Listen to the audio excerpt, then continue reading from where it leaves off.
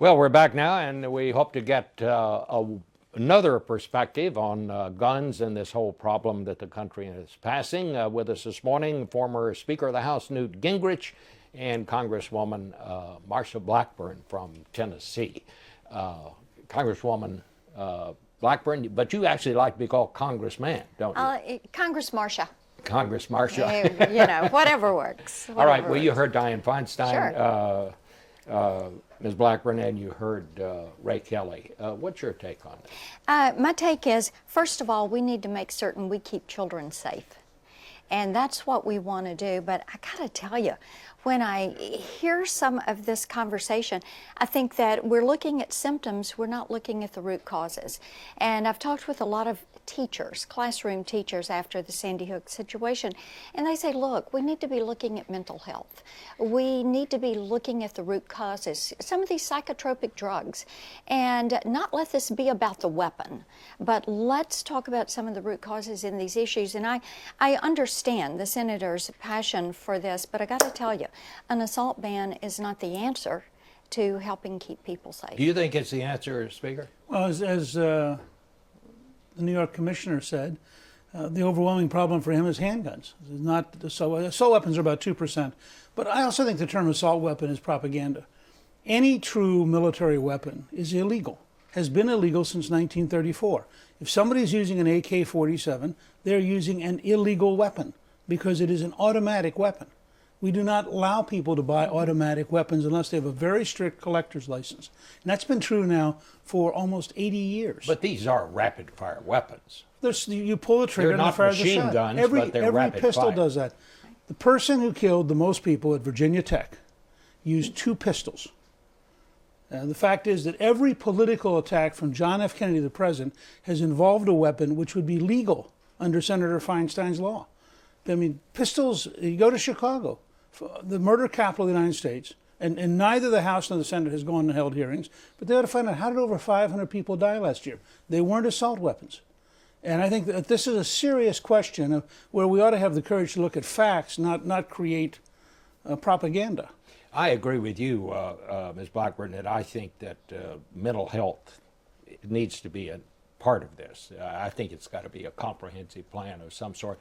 But I also wonder, I mean, don't we have to find some way just to reduce this access to guns that some of these people have? I mean, you know, if the guy had walked into the Connecticut school with a baseball bat, he could have put some bumps on a couple of people's heads, but I don't think that many people would have been Well, killed. you know, I think that there again, you look at the safety issues. Some of the school districts in my congressional district are looking at resource officers and how they secure that environment. But you know, the speaker is right.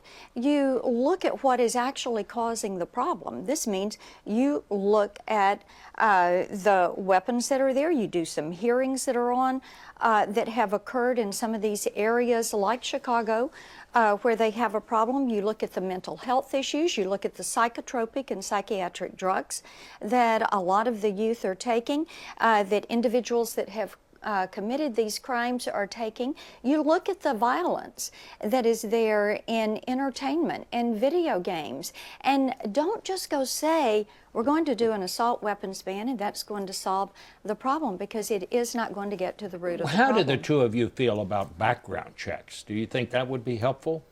Well, we have background checks now. I think there are a substantial number of felons who have actually applied to buy a gun.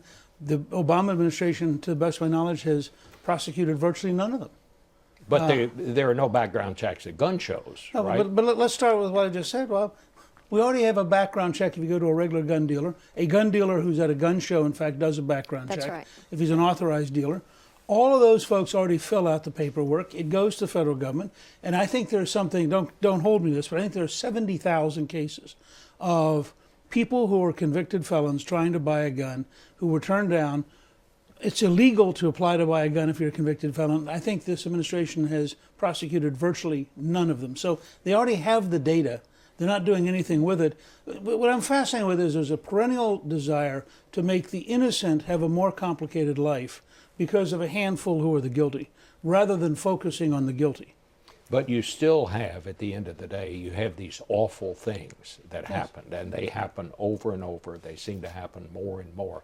Aren't we going to have to find out, and aren't we going to have to get serious about doing something about this? Well, absolutely. You do, because you want to make certain that people are safe in public places. You want to make certain that children are safe at school. But Bob, I've got to tell you, doing a so-called assault weapons ban is going after a symptom. And as teachers have said to me, don't focus on whatever is the weapon. Get to the root cause. Look at some of these mental health issues. Look at some of these drugs that are involved in this. Look at some of the violence that is permeating this society. Teachers, parents are all saying, you know, you need to drill down on this a little deeper, be a little bit more thoughtful on it. And you know, I'm with the speaker. Why should law-abiding citizens be compromised because you've got some bad actors over here that are not complying? I think it would be very compelling. There are a finite number of mass murderers in the last 25 years. A series of hearings that started with actually evaluating these people. Who are they? You know, I just sat through a wonderful report by the author of Rawhide Down, in which he talked about Reagan being shot by a .22 pistol, by the way. The reason Hinckley shot him is he wanted to get Jodie Foster's attention. Now, I mean, you look at these kind of things, and the guy who killed people tragically in Newtown was using his mother's guns, so the background check wouldn't have done any good. The young man in New Mexico who killed his family tragically had actually been given the guns by his father to protect the family. I mean, I think we have to look at what's really going on and not just rush into a 20-year-old idea that didn't work. By the way, gun murders have gone down since the assault weapons ban ended. There are fewer gun murders today with the ban having ended. I'm going to ask both of you to stick around because I want to talk to you about the Republican Party and how it's trying to rethink what it is and where it goes from here. But we'll do that on page 2. Welcome back to Face the Nation. We're here with former Speaker Newt Gingrich and Representative Marsha Blackburn of the great state of Tennessee. And I want to talk to you all because this is a week that you really saw Republicans start to say, who are we and what did we do wrong the last time out? Haley Barbour says we should have won the presidential election. And you had different people had different things to say. And I thought one of the more interesting was Bobby Jindal, the governor of Louisiana. Boy, he laid it out on the line. So let's just listen to what Mr. Jindal had to say. We've got to stop being the stupid party. It's no secret we had a number of Republicans that damaged the brand this year with offensive and bizarre comments. I'm here to say we've had enough of that.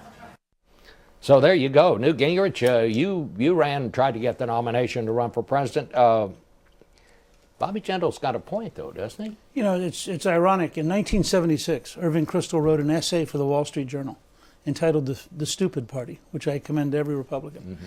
And he also wrote one called The Future of the Republican Party. Ronald Reagan came along with Jack Kemp, and they basically moved us back towards being an idea-oriented party.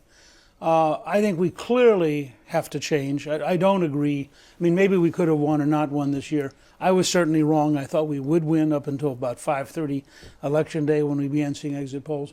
But I wrote a paper recently, which is at gingrichproductions.com, which outlines 23 different areas Republicans ought to look at.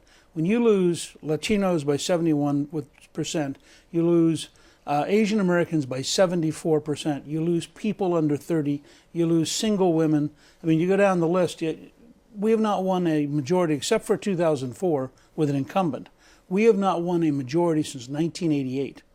You know, I mean, nobody in any party can be responsible for what anyone is going to say, but there were some Republicans that really, for one thing, turned young women off with their comments on right to choose and all of that. Ms. Blackburn, what?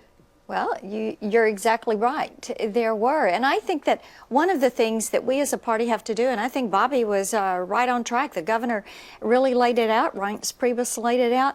What we need to do is get rid of grand old party. We are the great opportunity party. We're the growth and opportunity party. We are the government of the people party. And that needs to be the point of view and the perspective that we come from and that we carry our message forth. You were just talking about about women in the military, women in the workplace. What they want to know is that they are going to be treated equally under the law and that they're going to have great opportunities. And we are the party that stands for freedom, free people, free markets, faith, family, freedom, hope, and opportunity for each and every person in this country. And that is a great message. And that is what our focus ought to be. Newt Gingrich, I'm going to call back a statement from the past because I'll be interested in what you have to say about this. But back there a while ago, they were talking about women in the military, and you said there might be some problems with it. You were talking to a group of college students, and here's what you said. If combat means living in a ditch, females have biological problems staying in a ditch for 30 days because they get infections. Have you evolved on that, as some I don't know politicians evolved say? that. First of all, I think we've all learned a lot more. And the first thing I said when somebody talked about allowing women in combat is, women have been in combat for at least the last 20 years because if you're serving in the American military and you're in Iraq or you're in Afghanistan, you're in combat. Women in the State Department are in combat. Women in the intelligence service are in combat. Look at Benghazi. So I think part of it is, and you do have to make different arrangements under different circumstances, but I do think the fact is that anyone who is going to serve the country is going to be at risk, and it is a lot better to have them combat trained when they're at risk than it is to have them be helpless. So Well, you would now favor... I think we've had 20 years of experience. We had 20 years of experience, and objectively, they are in combat already. This is simply recognizing a reality that exists. Well, what we have is women who have performed admirably in combat. And what Panetta is trying to do is to get rid of some of these artificial barriers and say, go away with those. Because when you look at how the units deploy now and the technology, you have many IT specialists that are female, medics that are female, and they are already deploying with these units. Fort Campbell, which is there in my district, the 160th Special Operations Forces. You have women that are performing necessary skills. I think you're going to see more qualified women. I'm looking forward to seeing women break these barriers, serve as mentors, and bring younger women through the ranks in this process. What do you think? What do you say? What is the one thing what's the worst thing or the thing that the Republicans did wrong last time out, Ms. Blackburn? I think that the thing that we did not do well was to penetrate the marketplace with our message.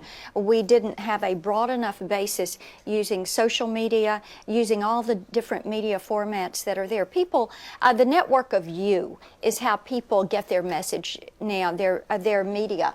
They are pulling together different sources via the internet, electronic media, TV, print, and we need to utilize each and every one of those and realize that at the grassroots, there's an army of people out there that are ready to be the happy warriors in this fight and get the job done because they're committed to freedom.